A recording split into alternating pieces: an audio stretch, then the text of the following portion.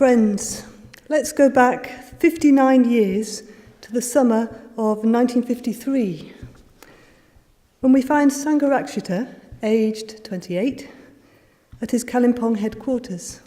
He's reading a letter. The letter is from Devapriya Valisinha, Secretary of the Mahabodhi Society, and it is, in fact, a request. Would Sangharakshita be so kind as to relieve him of the burden of editing the Society's monthly journal, the Mahabodhi? Had the request come sooner, Sangharakshita might well have turned it down, for his experiences of the Mahabodhi Society had hardly been inspiring. But the previous year, he had discovered Dhammapala, Anagarika Dhammapala, the great Dharma worker who had founded the Mahabodhi Society and its journal. Having discovered Dhammapala, having discovered the ideals for which he stood, the ideals on which his society had been founded, he was inclined to accept. So it was that at the end of 1953, he travelled down to Calcutta to take on the editorship of the Mahabodhi. He was to discharge this responsibility for the following 14 years. Under his editorship, the Mahabodhi became the leading Buddhist journal of the time.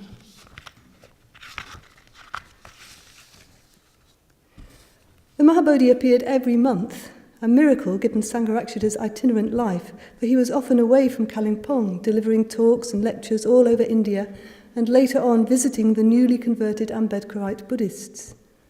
Nevertheless, somehow, without internet or email, he got it out. He brought to the journal contributors who were among the leading Buddhist thinkers and writers of the time, including Lama Govinda, Edward Konza, Herbert Gunter, Alexandra David Neal, Mrs. Bennett, and so on. And most months he contributed an editorial. In the course of the years he wrote around 100, and it is these editorials, 71 of them, that Bhante has decided to publish in a book, soon to appear, a book which I'm previewing today, Bhante's 87th birthday. It's called Beating the Drum. The editorials collected in this volume give us a quite extraordinary glimpse into the mind of our teacher and a vivid impression of the work he was doing long before he appears in our annals of Western Buddhism. The work he was doing to revive Buddhism in India, and the work he was doing to bring about reform in the established Buddhist world, where the Buddha's vital message had become overlaid with dogmatism, formalism, scholasticism, and superstition. From the very first editorial, we find him unambiguously beating the Dharma drum, expressing Buddhist values with unparalleled skill, a skill that combines his exceptional clarity with warmth and humour, expressing values that emerge from a profound understanding of the Dharma, an understanding of Praticca Samutpada, and the ability to apply that understanding to the issues of human life. We have editorials on, for instance, the plight of animals and the effects of horror comics on children. There are editorials which expose Hindu casteism or unscrupulous Christian missionaries, and he calls into question the apparent indifference of the Buddhist world to those who so urgently need Buddhist teachers and guides. When he took on the role of editor in 1954, Sangharakshita found himself there in India on a tiny island of Buddhism in the midst of a vast ocean of Hinduism, and even that tiny island, the ever-swelling tide of Hinduism, was constantly threatening to overwhelm. But though Buddhism had long been virtually extinct in the land of its birth, something was beginning to quicken. Sangharakshita had in fact arrived on the scene at a critical juncture. The 2500th anniversary of the Buddha's parinirvana was approaching. The whole Buddhist world of Asia was moving to celebrate it, and the newly appointed independent government of India was warmly interested in joining in, to celebrate what Pandit Nehru, the Prime Minister, called the greatest of the sons of India. Sangharakshita read the signs. He felt that a revival of Buddhism in India and beyond was possible. According to a widespread tradition, he writes in his editorial for January 1956, with the coming Vaisakha Purnima, the Buddhist sasana, like a great banyan tree that has been decaying for centuries, will put forth fresh green shoots and flourish more vigorously than ever. With characteristic vigour, he issued a call to the whole Buddhist world. Let every Buddhist who truly loves the teaching therefore resolve that during the coming year he will in one way or another disseminate the doctrine. In traditional Buddhist language, that he will beat the drum, sound the conch shell, and blow the trumpet of the good law. Let everyone, he wrote, put forth every ounce of strength for the accomplishment of the great work. In 1956-7, the Buddha Jayanti year truly was a remarkable year, as we know from Bhante's memoirs. Ring in the New is the title of the editorial for the special Vaisakha or Wesak number. The tide turns, he announces in October 1956, seeing in the forthcoming conversion of Dr. Ambedkar the beginnings of a new era for Buddhism in India, whilst the last editorial of the year reflects on an annus mirabilis. In 1958, we notice a different emphasis, more inner perhaps. We read about the necessity of loneliness. There are meditations on a flame, on water, and on earth, and reflections on the aesthetics of the Buddha image. In 1959 and in 1960, we find the call to Dharma workers to come forward, arising especially out of Sangharakshita's strong awareness of the needs of the newly converted Ambedkarite Buddhists for teaching and guidance. We are reminded of the scope of Bhante's vision when, in Buddhism and the Dark Continent, he asks, what about Africa? Who is taking the Dharma there?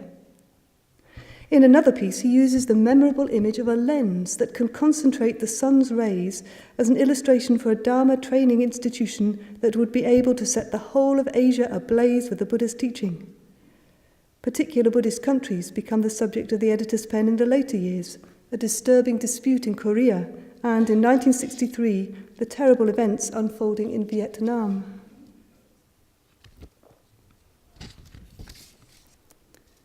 Taking the editorials as a whole, one is struck how effortlessly Sangharakshita seems to move from concern with outer things to the concern with the inner life.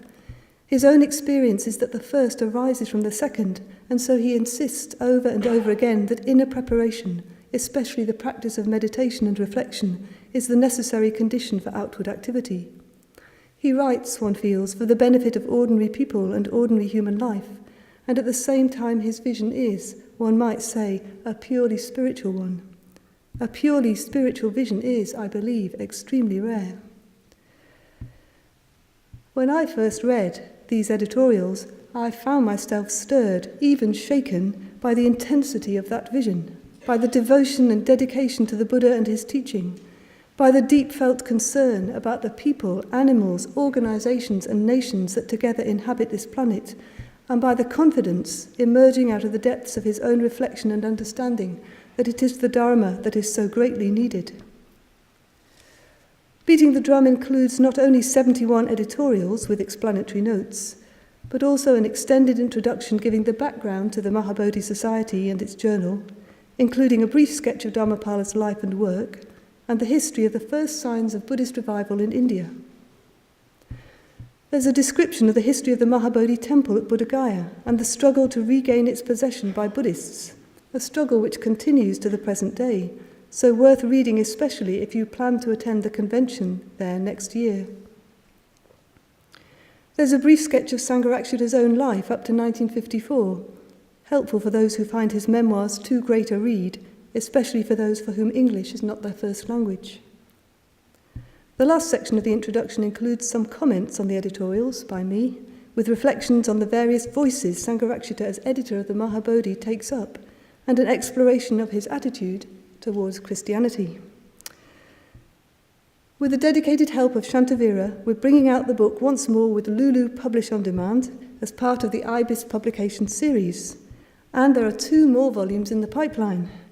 Volume 3, a companion volume to Beating the Drum, is a full reprint of Bhante's Anagarika Dharmapala, a biographical sketch, together with the immortal sayings of Anagarika Dharmapala, plus other writings by Sangharakshita from the Mahabodhi, pieces he wrote under the pseudonym of Himavantavasi, and some 15 book reviews.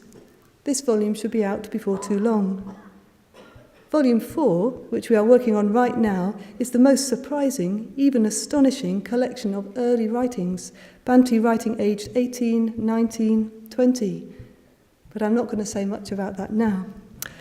For now, I want to stay with Beating the Drum. We'll let you know when it's ready via the Order Information Service and Triratna News, and it won't cost you much.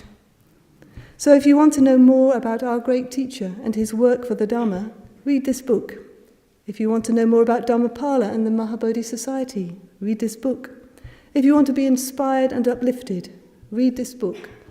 If you want to understand more deeply how one should beat the drum of the Dharma for the good of the world today, buy and read this book. Beating the Drum, Mahabodhi Editorials by Sangharakshita, out soon.